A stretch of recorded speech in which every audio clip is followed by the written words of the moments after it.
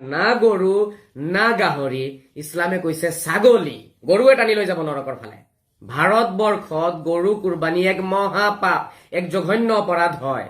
মোৰ ভিতৰতে হজৰত মহম্মদ সোমাই আছে আৰু মই হজৰত মহম্মদৰ কথাখিনিকে কৈ আছো। আৰে আমাৰতো অলপ হলেও কমন চেঞ্চ থাকিব লাগে। আমি মানে গুণ্ডাগিৰি কৰিম, সত্যানি কৰিম, হয় নহয়? আমি দাদাগিৰি কৰি আমি চালা খামে, আমাক কোনে ৰখায়? এয়াই নেকি হজৰত মহম্মদৰ আদৰ্শ? যিমান ডাঙৰ দালাল সিমান ডাঙৰ গৰু, যিমান ডাঙৰ গুণ্ডা সিমান ডাঙৰ গৰু লৈ আহি আছে। চাব, গৰু দেখিলেই আপুনি ধৰিব পাৰিব কিমান ডাঙৰ গুণ্ডা হব লাগিব, কিমান ডাঙৰ দালাল হব লাগিব, কিমান ডাঙৰ ঠগবাজ হব লাগিব। যদি তেওঁলোকক সোধা যায়, বাবা অলপ কোৰআনখন পঢ়াচোন, কোৰআন পঢ়িব নাজানে। বাবা ইছলামৰ কথা কিবা জানা? একো নাজানে। ঠিক আছে, এই কুৰবানীৰ সময়ত চাব, এই চাপ গৰু আনিব তেওঁলোকে, লেভেল মানে। আৰে ঈদে শান্তিৰ বাৰ্তা আনে। আমাৰ এই কুৰবানী ঈদে, গৰু কুৰবানীয়ে শান্তিৰ বাৰ্তা আনিছে নে হিংসা বিয়পাইছে সমাজত? শ্ৰদ্ধাৰ ৰাইজ, 17 তাৰিখে যিসকলে কুৰবানী কৰিম বুলি ভাবিছে, আপোনালোকে গৰু কুৰবানী নকৰিব দেই। গৰু কুৰবানী কৰিলে নৰকত যাব লাগিব। আল্লাহে তেনেকুৱা কুৰবানী মুখত দলিয়াই দিব আপোনালোকৰ। আল্লাহে গ্ৰহণ নকৰে গৰু কুৰবানী। ভাৰতবৰ্ষত গৰু কুৰবানী এক মহাপাপ, এক জঘন্য অপৰাধ হয়। গৰু কুৰবানী নকৰিব। মই কব লাগে কৈ দিছো, বাকী আপোনালোকৰ কথা। নৰকত যাব আছে যাওক, টকা পইচা লৈ বৰবাদ কৰি নৰকত যাওক, একো লাভ নহব, দলিয়াই দিব মুখত। ছাগলী কুৰবানী কৰক না, কোনে বাধা দিছে ন আপোনালোকক? কোনেওতো বাধা দিয়া নাই। না গৰু না গাহৰি, ইছলামে কৈছে ছাগলী। ভাৰতবৰ্ষত ছাগলী কুৰবানী কৰক, সকলোৱে সন্তুষ্ট। আল্লাহ সন্তুষ্ট, ৰাইজ সন্তুষ্ট, হজৰত মহম্মদ সন্তুষ্ট, আপুনি সন্তুষ্ট, সকলোৱে আনন্দৰে ঈদ পালন কৰিব পাৰিব। কিন্তু গৰু কুৰবানী যদিহে কৰে ভাৰতবৰ্ষত, নৰকত যাব লাগিব। মই মুকলিয়াকে কৈছো, এয়া মোৰ কথা নহয়। এই মোৰ পিছফালে দেখিছে নহয় কিতাপবোৰ, এই কিতাপবোৰৰ কথা, ইছলামৰ কথা, কোৰআনৰ কথা, হাদিছৰ কথা, হজৰত মহম্মদৰ কথা হয়। ভাৰতবৰ্ষত গৰু কুৰবানী কৰিলে নৰকত দলিয়াব আল্লাহে। ছাগলী কুৰবানী কৰক। বেলেগে পূজা কৰা বস্তু এটাই বিচাৰি পালেনে আপোনালোকে? কি আচৰিত কথা।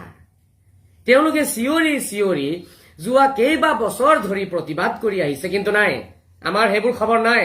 আমি মানে খামে, কুৰবানী কৰিমে, চালা আমাক কোনে ৰখায় আমিও চাই লওঁ, হয় নহয়? আমাক কোনে ৰখায় আমি চাই ল'ম। সেইবোৰ ডাইলগ, এয়া ধৰ্ম হয়? হজৰত মহম্মদ এইবোৰে কৈছে কৰিবলৈ কাৰণে।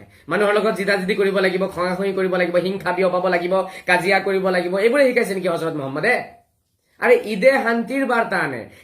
আমাৰ এই কুৰবানী ঈদে, গৰু কুৰবানীয়ে শান্তিৰ বাৰ্তা আনিছে নে হিংসা বিয়পাইছে সমাজত? ভাবি চাওকচোন।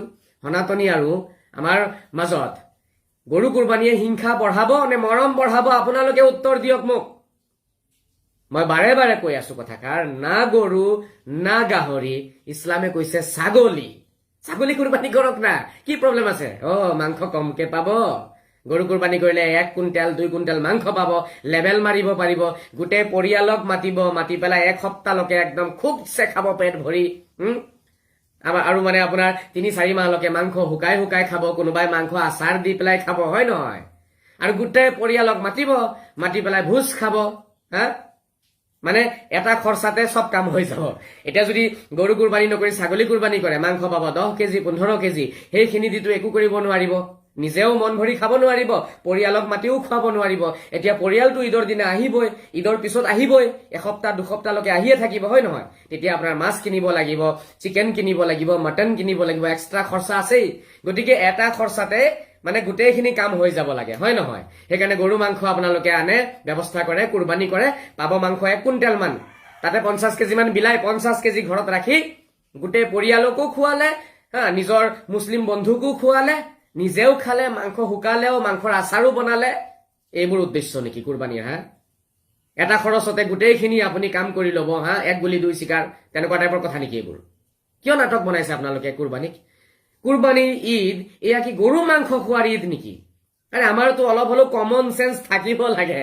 আমিতো পঢ়া লিখা মানুহ নহওঁ। আৰু ভাৰতবৰ্ষত আমাৰ চৌপাশে এই লাখ লাখ কোটি আমাৰ সনাতনীসকল আছে, তেওঁলোকৰ কথা আমাৰ ভাবিব নালাগে। তাৰমানে আমি মানে গুণ্ডাগিৰি কৰিম, সত্যানি কৰিম, হয় নহয়? আমি দাদাগিৰি কৰি আমি চালা খামে, আমাক কোনে ৰখায়? এইবোৰ নেকি আমাৰ ধৰ্ম? এয়াই নেকি হজৰত মহম্মদৰ আদৰ্শ? আচলতে মানে কি কম, এটা নাটক হয়।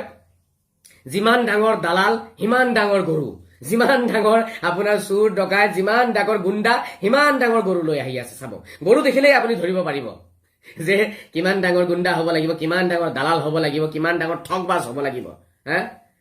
যদি তেওঁলোকক সোধা যায় বাবা অলপ কোৰাণখন পঢ়াচোন কোৰাণ পঢ়িব নাজানে বাবা নামাজ পঢ়িব জানা নামাজ পঢ়িব নাজানে বাবা ইছলামৰ কথা কিবা জানা একো নাজানে ঠিক আছে একো নাজানে কিন্তু এই কুৰবানীৰ সময়ত চাব এই চাপ গৰু আনিব তেওঁলোকে লেভেল মানে যোৱা বছৰ 1 লাখত আনিছো এই বছৰ 1.5 লাখত আনিম ন যোৱা বছৰ এটা গৰু আনিছো এইবাৰ 2টা আনিম ন এই অমুকে দেখোন 80,000ত আনিছে আমি 1 লাখত আনিম নহলে অমুকতকে আমি তলত থাকিম অমুক আমাতকে ওপৰত যাবগে মাৰ্কেটত চলিছে কম্পিটিশন কোনে কিমান ডাঙৰ আৰু কিমান দামৰ গৰু আনিব পাৰে নাটক নেকি ধৰ্মৰ বিষয়ে যদি হুদু এটা কথা কব নোৱাৰিব কুৰাণখন এটা লাইন ভালকে পঢ়ি বিশ্লেষণ কৰিব নোৱাৰিব গোটেই জীৱন পাৰ হৈছে এইবোৰ নাটক কৰি এতিয়া কুৰবানীৰ সময়ত কুৰবানী দি পেলাই স্বৰ্গ কিনি আছে আল্লাহও সন্তুষ্ট কৰি আছে গোটেই কুৰবানীটোৱে এটা নাটকৰ প্ৰক্ৰিয়া হৈ গৈছে গোটেই বছৰ নিজৰ বন্ধুসকলৰ লগত বহি আড্ডা মাৰে তেওঁলোকৰ লগত বহি চাহ খাই আছে তেওঁলোকৰ লগত বহি বেপাৰ কৰি আছে সব কৰি আছে কিন্তু ঈদৰ দিনাখন নিজৰ বন্ধু অবিহনে আপুনি ঈদ কেনেকে পাৰ কৰে ইছলামে এয়া শিকাইছে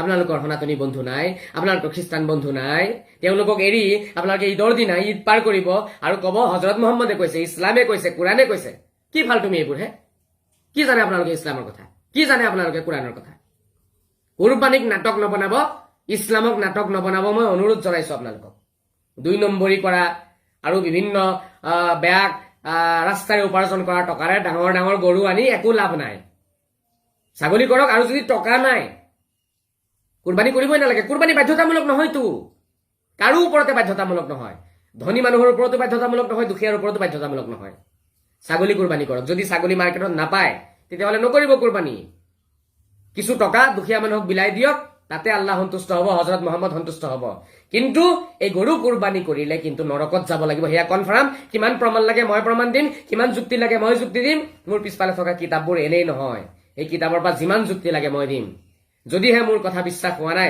মই 1,40,00,000 মুছলমানক মই অনুৰোধ জনাম আপোনালোকৰ সেনাপতি এজন ওলাই দিয়ক এজন মুল্লা ওলাই দিয়ক যিজনে প্ৰমাণ কৰিব পাৰিব যে গৰু কুৰবানী ভাৰতবৰ্ষত এটা পুণ্যৰ কাম হয় পাৰিব কোনোবা প্ৰমাণ কৰিবলৈ কাৰণে পাৰিব নোৱাৰে মই কোৱা নাই এখাৰ কথা হযৰত মুহাম্মদে কৈছে বুলি ভাবি লওক মোৰ ভিতৰতে হযৰত মুহাম্মদ সোমাই আছে আৰু মই হযৰত মুহাম্মদৰ কথাখিনিকে কৈ আছো আমাৰ সমাজত কি চলি আছে জানেনে গৰু কুৰবানী দিব আৰু গৰুৰ মাংস নিজৰ মুছলমান সমাজতে বিলাব এইটোৱে ধৰ্ম নেকি ইছলামে কৈছে নেকি যে মাংস অকল মুছলমানক বিলাব লাগিব ইছলামে বাধা দিছে নেকি সনাতনীসকলক মাংস দিবলৈ কাৰণে আৰু এতিয়া আপুনি যদি গৰু কুৰবানী কৰে গৰু কুৰবানী কৰিলে মাংসটো আপুনি দিব নোৱাৰে কাকো কিন্তু তাৰে ঠাইত যদি ছাগলী কুৰবানী কৰে আপুনি মাংস সবকে দিব পাৰিব অলপ ভাবি চাওক ইছলামে বাধা দিয়া নাইতো ন যে মাংস আপুনি সনাতনীক দিব নালাগে আপুনি খ্ৰীষ্টান ভাইসকলক দিব নালাগে আপুনি অন্য ধৰ্মৰ কাকো মাংস দিব নালাগে আপোনালোকে খাব বিলাব এইবোৰৰ নাম ঈদ এইটোতো ইছলামে কোৱা নাই ইছলামে কৈছে সকলোকে দিয়ক এটা সকলোকে যদি মাংস দিব বিচাৰে তেতিয়াহলে ছাগলী মাংস হ'ব লাগিব